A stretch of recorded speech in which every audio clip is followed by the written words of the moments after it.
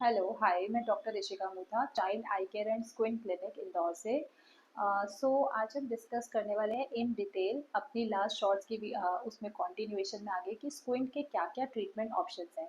सबसे common patients parents सबका यही डाउट रहता है कि स्क्विंट के ऑप्शन ट्रीटमेंट्स क्या क्या हैं, सर्जिकली नॉन सर्जिकली हम क्या क्या उसमें हम कर सकते हैं। जैसे कि हमने पिछले शॉर्ट्स में भी डिस्कस किया था कि स्क्विंट के हमने 5 ट्रीटमेंट ऑप्शंस के अंडर हेडिंग में डिस्कस किया कि ग्लासेस रहता है एक मैनेजमेंट, उसमें various type of glasses, patching therapy, botox injection रहेगा एंड देन सर्जिकल मैनेजमेंट रहेगा या कोई विजन थेरेपी वगैरह। हम सबसे पहले ग्लासेस से स्टार्ट करेंगे कि क्या ग्लासेस से स्क्विंट सही हो सकता है, ये पेरेंट्स का क्वेश्चन रहता है। यस, ग्लासेस से स्क्विंट सही हो सकता है, बट स्क्विंट किस प्रकार का है उस पर डिपेंड करता है। जैसे कि जो भी एकोमोडेटिव ईजोट्रोपिया वाले बच्चे रहते हैं उनका ग्लासेस से स्क्विंट फुल्ली ठीक हो जाता है एंड विद एज वो ग्लासेस भी उतर जाते हैं। मगर ये जो रूल है कि विद ग्लासेस से स्क्विंट ठीक हो जाएगा वो सब बच्चों के लिए अप्लाई नहीं होता है। कोई इन्फेंटाइल ईजोट्रोपिया मतलब कि बचपन में उसको पहले ही साल की उम्र में अगर स्क्विंट आया तो वो ग्लासेस से पूरी तरह से ठीक नहीं हो पाता है। या बच्चे को एक्सोट्रोपिया है तो एक्सोट्रोपिया पूरा ग्लासेस से सही नहीं हो पाएगा। पेरेंट्स का आफ्टर ग्लासेस देने के बाद ये डाउट रहता है कि जब तक तो बच्चा ग्लास लगाता है तब तक उसका स्क्विंट सही लगता है एंड जैसे ही ग्लासेस उतारते हैं तो वापस स्क्विंट लगता है। तो हमें ये समझना है कि जो भी हम स्क्विंट का जजमेंट ले रहे हैं वो हमें विद ग्लासेस ही लेना है। जब बच्चा ग्लासेस उतारेगा तो उसको वापस तिरछापन इंटरमिटेंट एक्सोट्रोपिया के केसेस में लगेगा ही एंड एकोमोडेटिव ईजोट्रोपिया में भी। आफ्टर ग्लासेस हमें बच्चे का ये जज करना है कि उसका कितना स्क्विंट इम्प्रूव हो रहा है, क्योंकि जब हम ग्लासेस दे रहे हैं तो ही वो मसल्स पे और उसकी विजन पे वर्क हो रहा है एंड तभी वो आइज को स्ट्रेट रख सकता है। ये हुआ normal refractive power correction.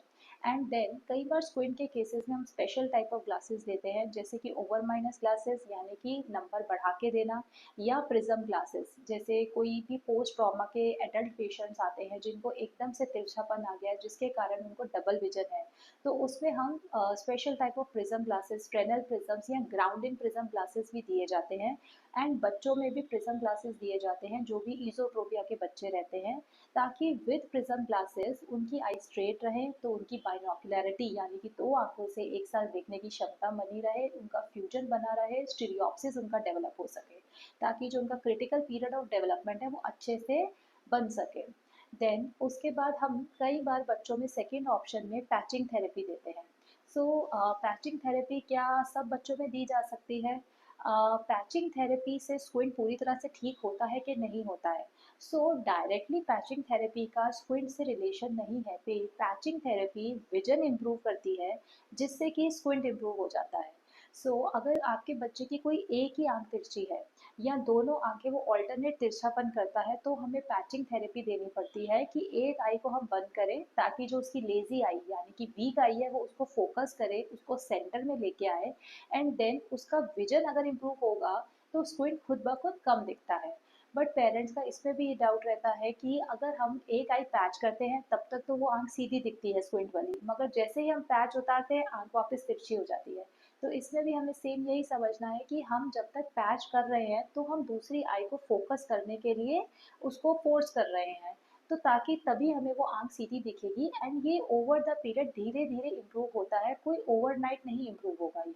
Patching therapy भी सब केसेस में नहीं दी जाती है, आफ्टर जजमेंट ही कई पेशेंट्स में पैचिंग थेरेपी वर्क करती है। कई बच्चों में भी ऑल्टरनेट आई पैचिंग थेरेपी दी जाती है जिसका कोई ना रिस्क है ना हम कोई प्रोवन बेनिफिट भी कह सकते हैं कि देने से स्क्विंट पक्का ही ठीक हो जाएगा। देन थर्ड ऑप्शन में हम डिस्कस करेंगे अबाउट एक्सरसाइजेस कि स्क्विंट के ट्रीटमेंट में एक्सरसाइजेस का क्या रोल है। स्क्विंट के कुछ कुछ जो कन्वर्जेंस इनसफिशिएंसी वाले स्क्विंट रहते हैं, यानी कि जब हम पास पे देखें तो स्क्विंट बहुत ज़्यादा है और जब दूर पे देखें तो स्क्विंट कम है। तो ऐसे केसेस में कई बार हम कन्वर्जेंस इनसफिशिएंसी के केसेस में एक्सरसाइजेस देते हैं।